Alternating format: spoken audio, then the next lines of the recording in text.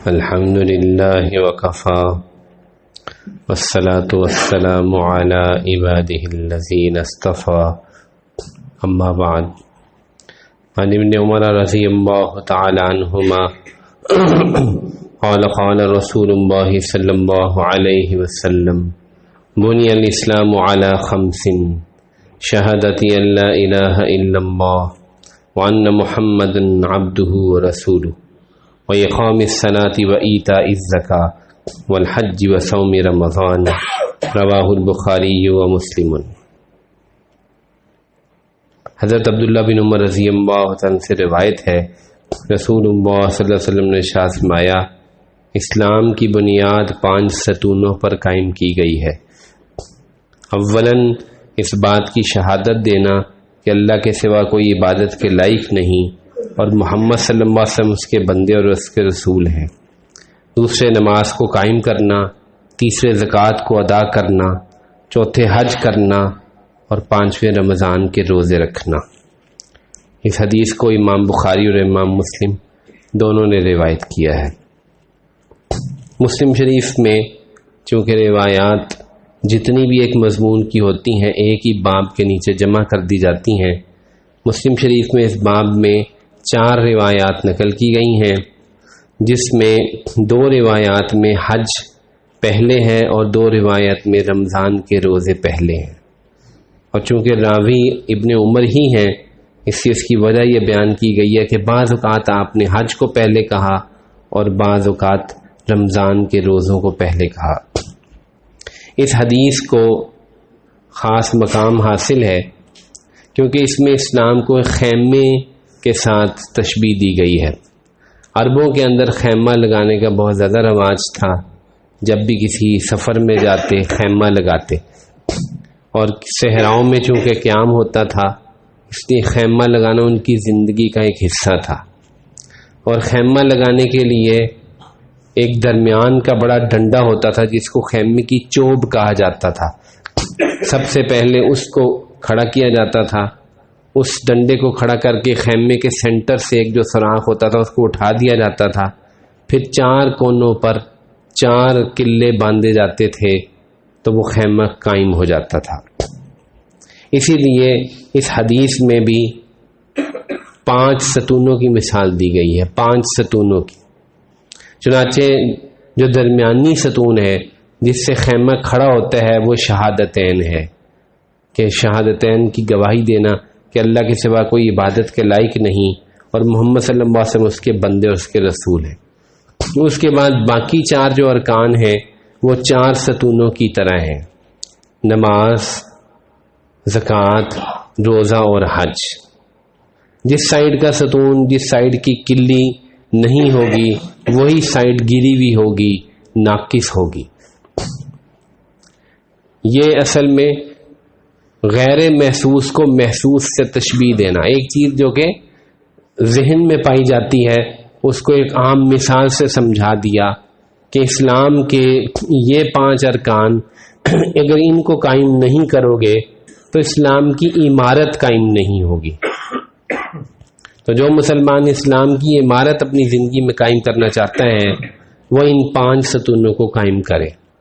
یہاں پہ ایک بات واضح کرتا چلوں کہ اسلام کے اور بھی بہت سارے احکامات ہیں.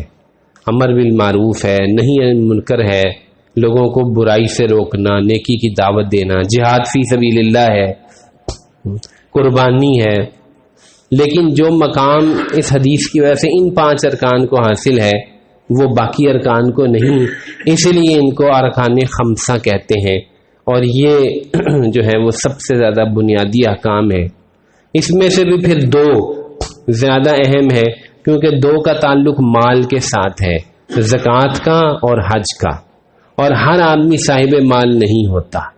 صحابہ میں بہت سارے ایسے تھے جو صاحب مال نہیں تھے، اس لیے نماز اور روزہ اس کے بارے میں اکثر صحابہ اس کو علامت سمجھتے تھے کہ یہ ہر مسلمان نے کرنا ہے. جو مسلمان اس میں کوتاہی کرتا تھا مدینہ منورہ کے اندر اس کے اسلام کے بارے میں شک کیا جاتا تھا، اس کو منافق سمجھا جاتا تھا. ہم اپنی حالت پہ غور کریں، آج کتنے مسلمان ہیں جو نماز روزے کے پابند نظر آتے ہیں، اور کتنے ہیں جو نماز روزے میں ہی کوتاہی کر رہے ہیں، گویا کہ مسلمان ہونے کا دعویٰ کرنے کے باوجود اسلام کی عمارت کو ہی صحیح طریقے سے قائم نہیں کیا۔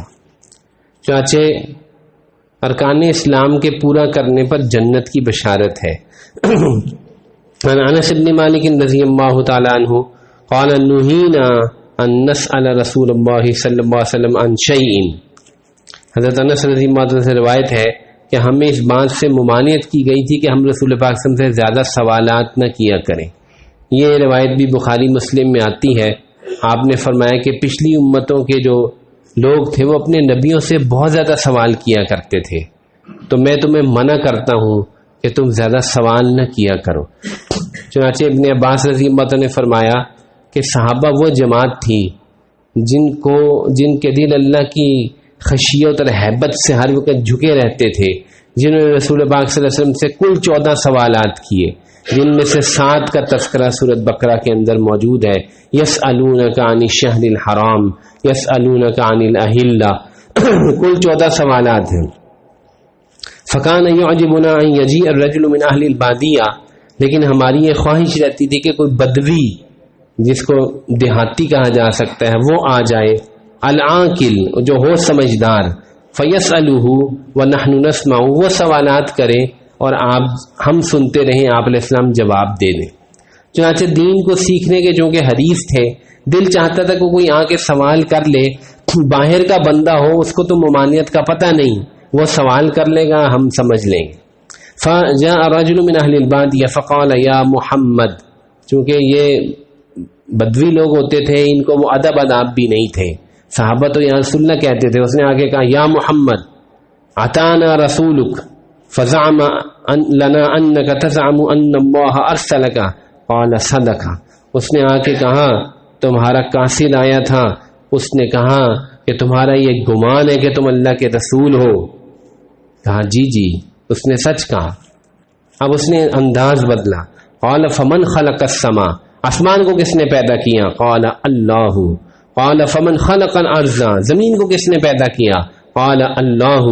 قال فمن نصب هذا الجبال، هذه الجبال، پہاڑوں کو کس نے لگایا؟ وجعل فيها ما جعل، اس کے درمیان جو چیزیں بنائی، قال اللہ۔ یہ اس کا انداز ہے، بڑا سخت انداز ہوتا تھا ان لوگوں کا۔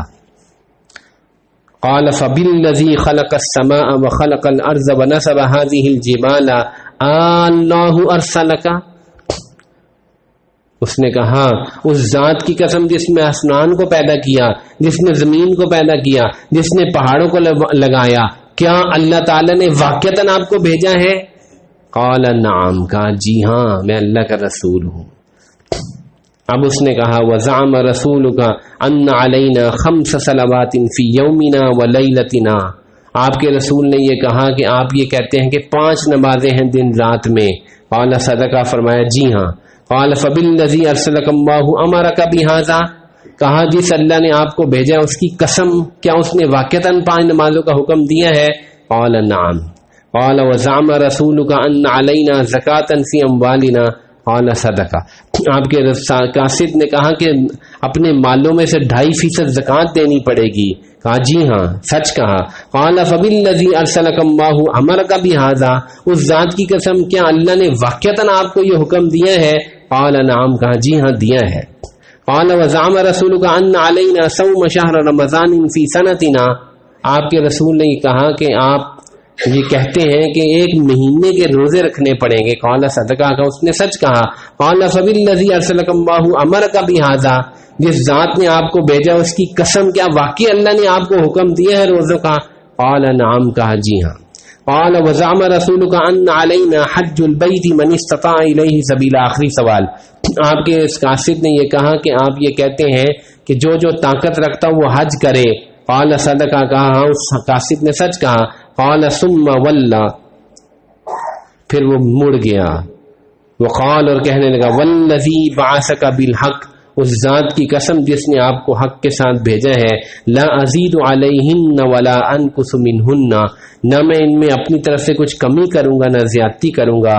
فقال النبی صلی اللہ علیہ وسلم لئن صدق ھذا لیدخلن الجنہ، رواہ البخاری و مسلم۔ اللہ کے نبی نے سارے صحابہ کو کہا کہ اگر اس شخص نے سچ کہا کہ یہ ارکان اسلام کو پورا کرے گا، نماز، زکوٰۃ، روزہ اور حج، تو یہ آدمی ضرور بالضرور جنت میں داخل ہوگا۔ تو یہ بخاری اور مسلم کی دوسری روایت ہے کتاب الایمان میں، جس سے پتہ چلتا ہے کہ یہ اراکین اسلام جو کہ 4 ہیں شہادتین کے بعد، ان کو اہتمام سے پورا کر لینا یہ جنت میں جانے کی گارنٹی ہے۔ نماز پڑھ لینا، چنانچہ ایک حدیث میں یہ بھی آتا ہے کہ آپ نے ابو سعید خدری رضی اللہ عنہ کو کہا کہ ایک آدمی جہاد کرے یا نہ کرے، جس زمین میں پیدا ہوا اس میں رہے اور یہ ارکان پورے کر دے، تو اللہ کا وعدہ ہے کہ اللہ تعالیٰ اس کو ضرور جنت میں داخل کریں۔ اس حدیث کا نام حدیث زمام بن ثعلبہ ہے۔ زمام، یہ صاحب ان کا نام زمام بن ثعلبہ تھا۔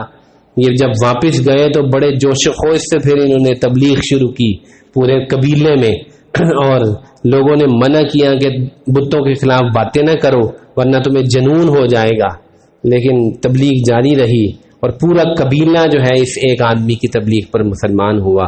اللہ تعالیٰ ایمان اور اسلام کی دولت ہمیں بھی پوری طرح عطا فرمائے۔ وآخر دعوانا الحمدللہ رب العالمین۔